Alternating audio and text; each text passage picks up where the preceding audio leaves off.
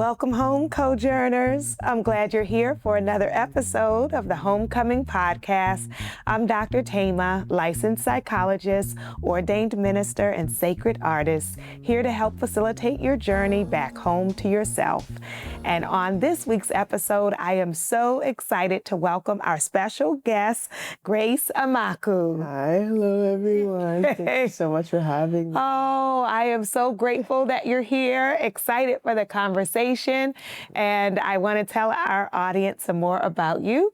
So Grace is a nurse-trained comedy queen, give it up for the queens, whose viral character work has earned her features with Forbes and Essence, 4 years creating content for the Oscars, and collaborations with icons like Serena Williams and Kerry Washington. She hosts Get Real with Grace Amaku, a film-first podcast where comedy and culture collide. Ooh. I love that. Come on, tagline. Okay. Yes. So easier to remember. Right, it does. Oh, so what is it? What are we doing? I got a show. Oh, yeah, I got a show. Oh, well, we often start with a poem, so I want to read to you this brief piece by Jaya John from the book Fragrance After Rain. Imagine if you celebrated and loved yourself all day, every day. How much pain would be healed? How much bliss would grow in you? Nothing is stopping you, dear one. Party hard in the house of your soul. For some souls, the house party never ends. Dance, sing, laugh, lose your bindings. This worldly thing can be crazy. Be your own champion. Plant praise, harvest peace. That's the word on the day. Yeah. Such like a jubilant poem. Like there's so many like colorful themes in it. Like praise, dance. Yes. Yeah. Yeah.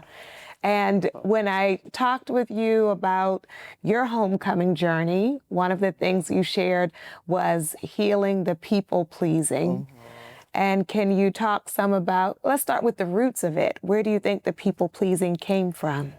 Definitely, it's like it's a mix between parents. So my mom, she's very, very sweet, sometimes sweet to a fault. And I get mad at her about it. But then I look at myself and I'm like, girl, you're doing the same thing. And I think some of it, I don't know if you remember that little like yellow band that was like, what would Jesus do? Yes. That everyone used to wear. Yeah. But I would think like, what would Jesus do?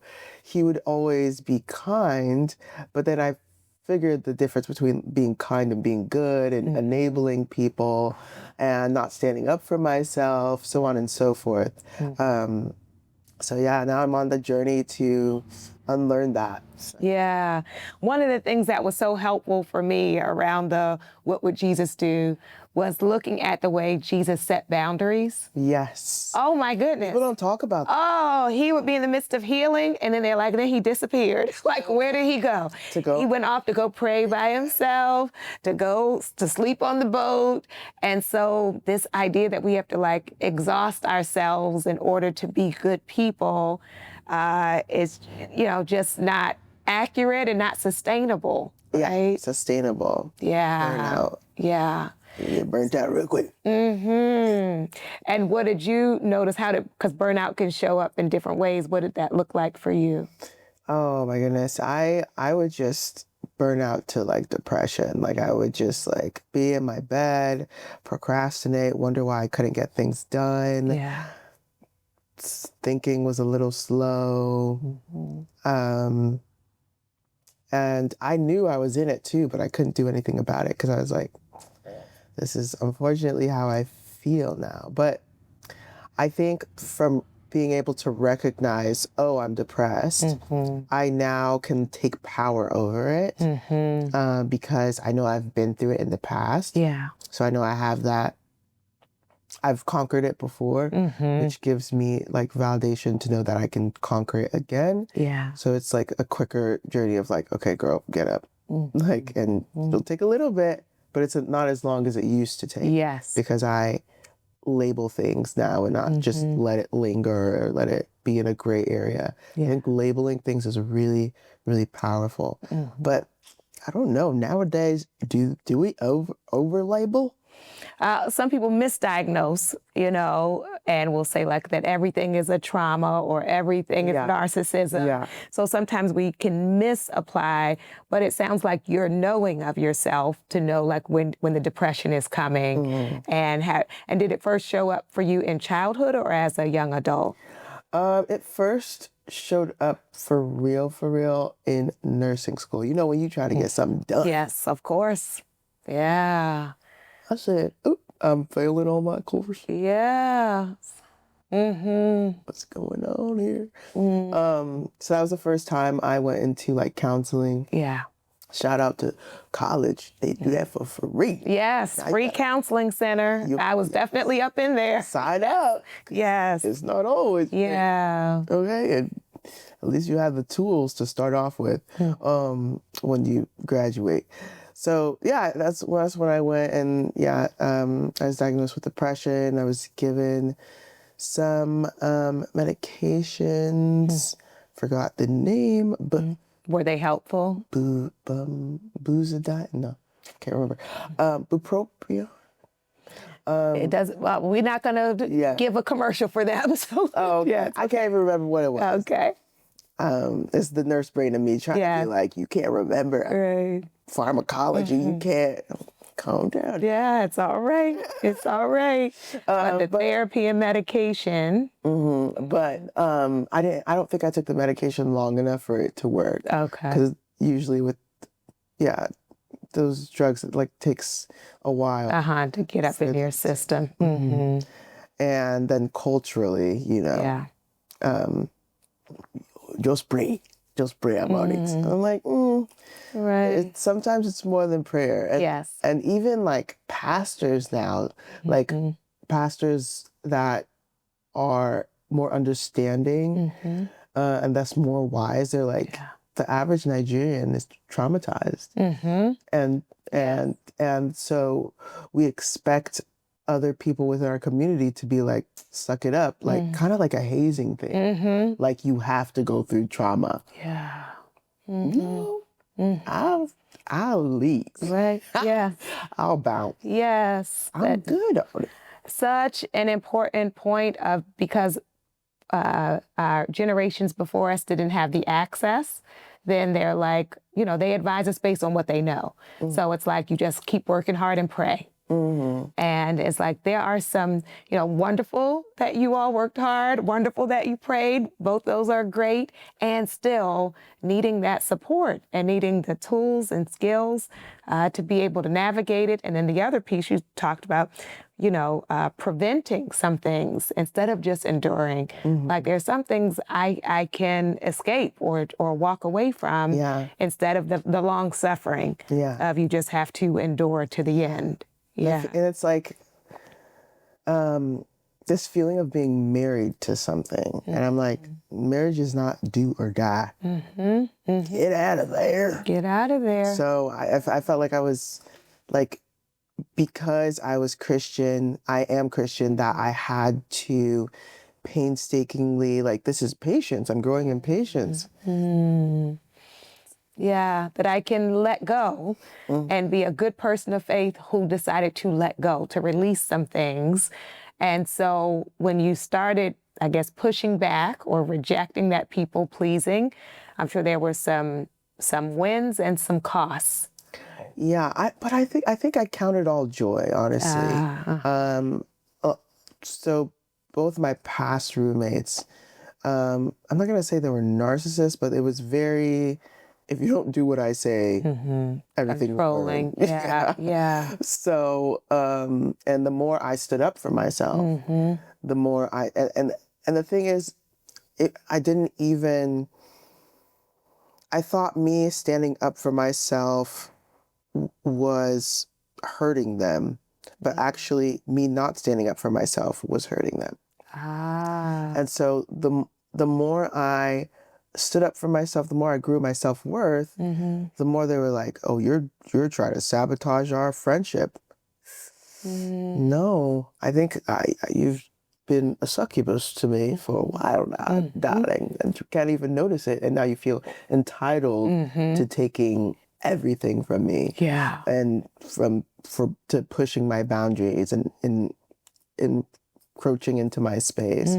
And so when I created the small boundaries of pushing back, that's when things would go awry. They thinking I was trying to sabotage things. Like it was wild. It was really wild. And the fact that it happened to me back to back, I literally just moved to a new apartment by myself, like 3 weeks ago.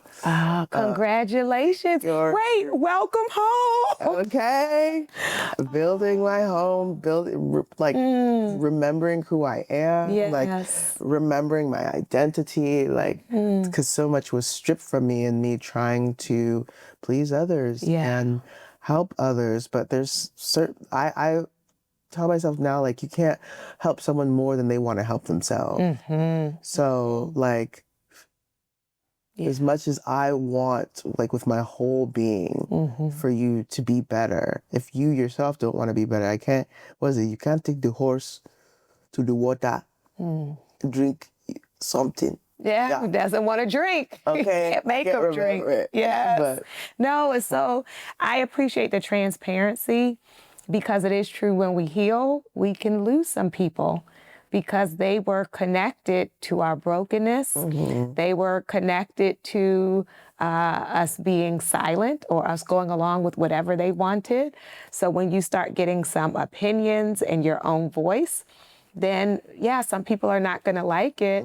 And so then needing to step out on faith and create your own new space instead of trying to win back their approval. Yeah.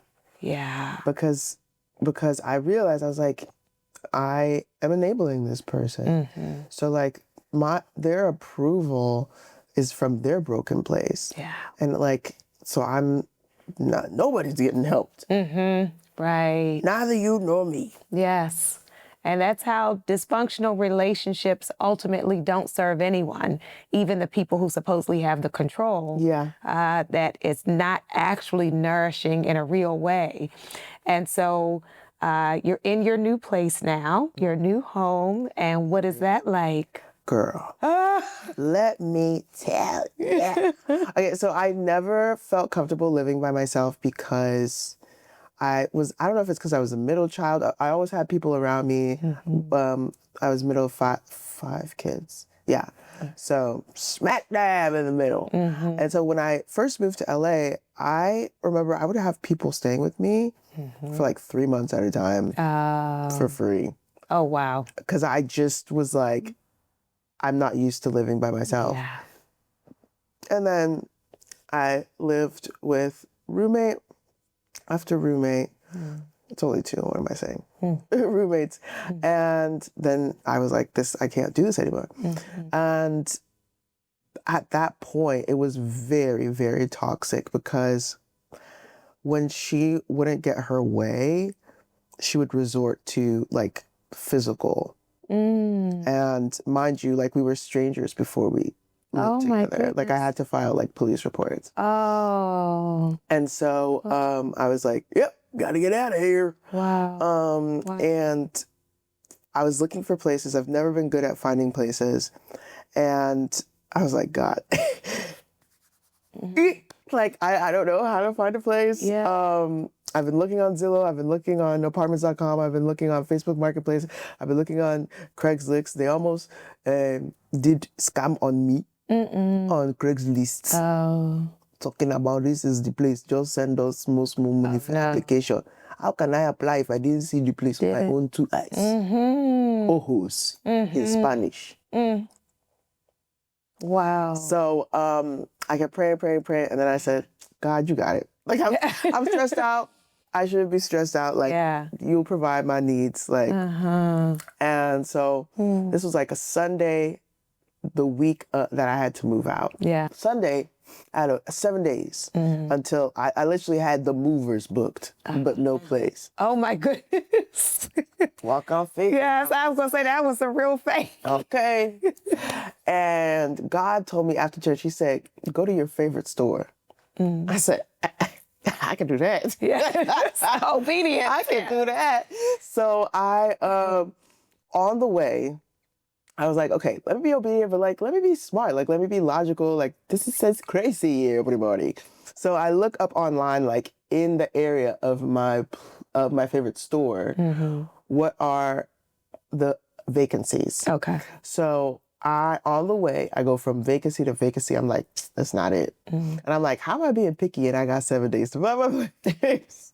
But I love it. Selective. I just looked. I was like, that's not it. That's not it. That's not it. I went to 3 places. And finally, I ended up to the store where he told me to go to. Parked my car. The first apartment I walked to was my apartment. Wow. Like, I literally just parked my car on the street, didn't know where I was going, just walked. And there it was. Walked in faith, not by sight. And there it was. Not only that, but across the street, there was, so on the outside of the place, it said, call this number, or text this number for the vacancy. Text that number, but it wasn't in the price range that I wanted. It was a little bit more. Okay. So I said,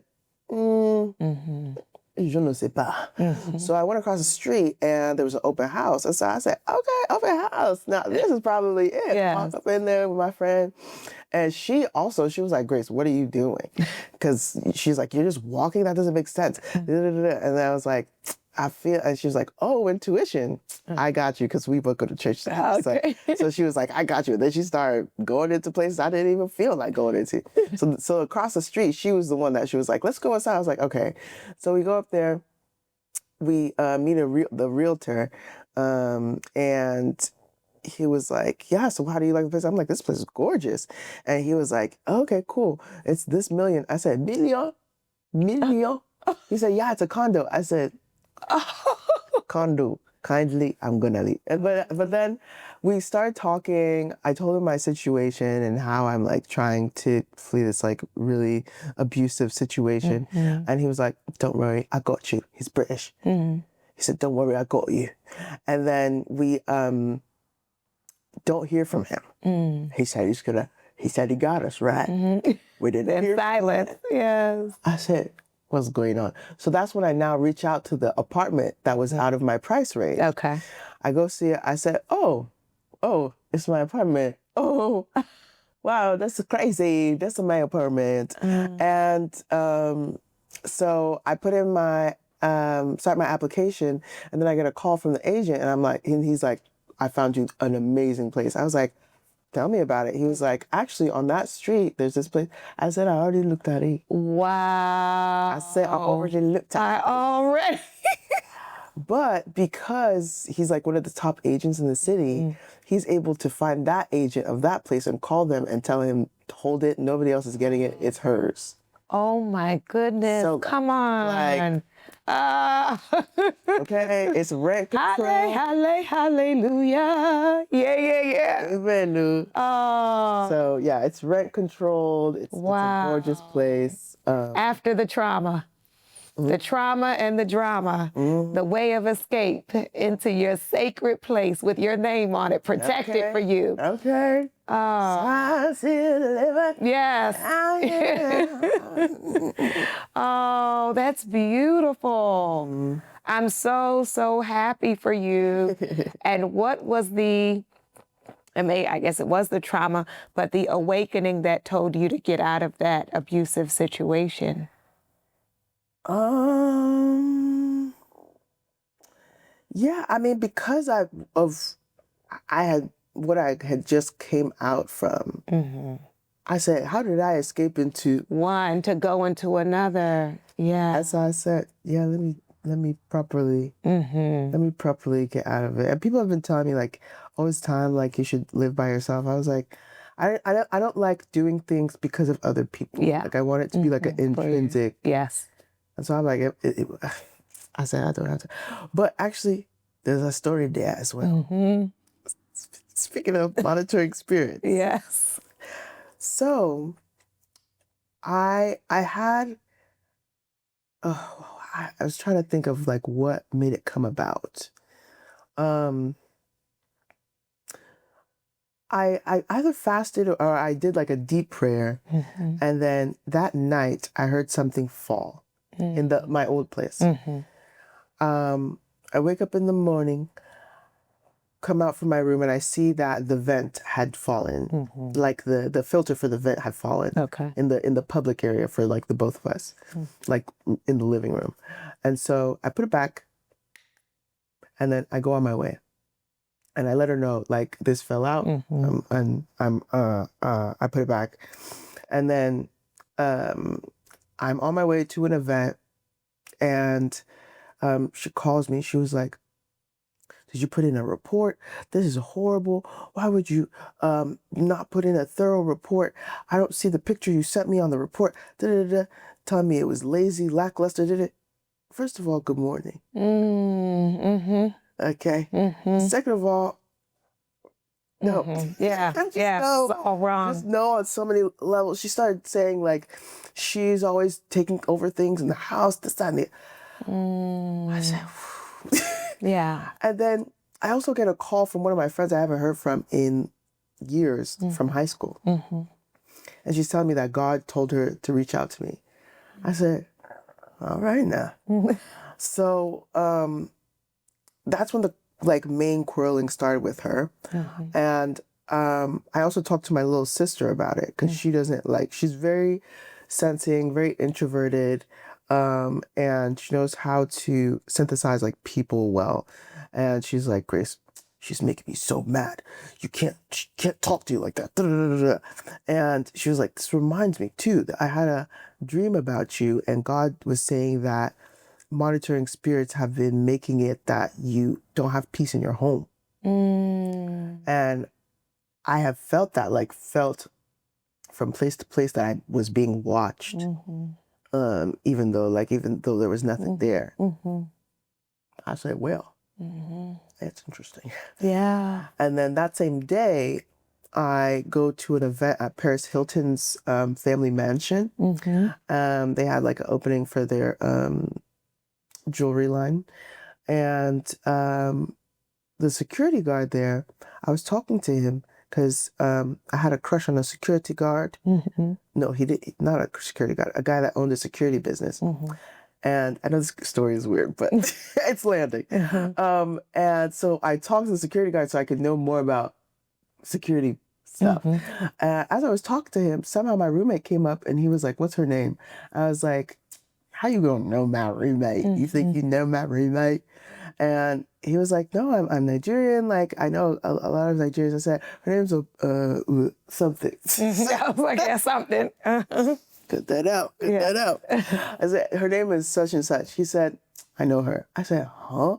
He's like, I know her and I understand everything you're saying that is about her. I know. To be true. I know because I've experienced it myself. I said, what? What? Wow. So all this confirmation just coming from. Yes. And I wasn't yet at the point that I was like, let me move out.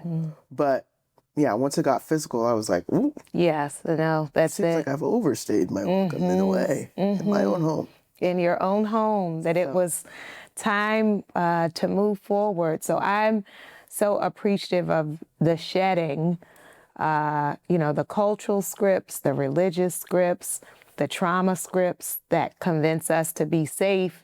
I just have to make sure everybody else is okay. And then we can lose sight of ourselves. And then healing that, because even with your profession, and I say this as a therapist, nursing and comedy are both for like other people's joy, right? And other people's comfort. So it's a gift, but also like, let me not lose sight of me. Yes. My comfort and what I need. And so, yeah, it's a testimony that you have here, and we're at the brink of it, the start of your new beginning, your Genesis. Hey, y'all. Yes, I'm outside, yes, and can go home and have peace. Have peace. Yes. Yeah. So as we begin to wrap up, for anyone who's watching who is still wrestling with the people pleasing, what might you say to them that in terms of what helped give you the push to shift? I say try it. Push your boundaries. Yeah. Push it. See what happens. See how people react. People that love you. People that care for you. Yeah. Just push it. Just play. Do a little joke of putting your boundary down. Yeah. Do a little prank. Yes, a prank boundary. Okay. Yes. And just try it and see how they act. That's very good, because it will be revealing. The people who love you will celebrate that you're finding your voice, that you have your space, and the people who are not for you, you can release. So you all, this is your season with your homecoming, whether in your physical space, your emotional space, your spiritual space, to claim your own peace and set your boundary. I invite your soul to tell your heart, mind, body, and spirit, welcome home.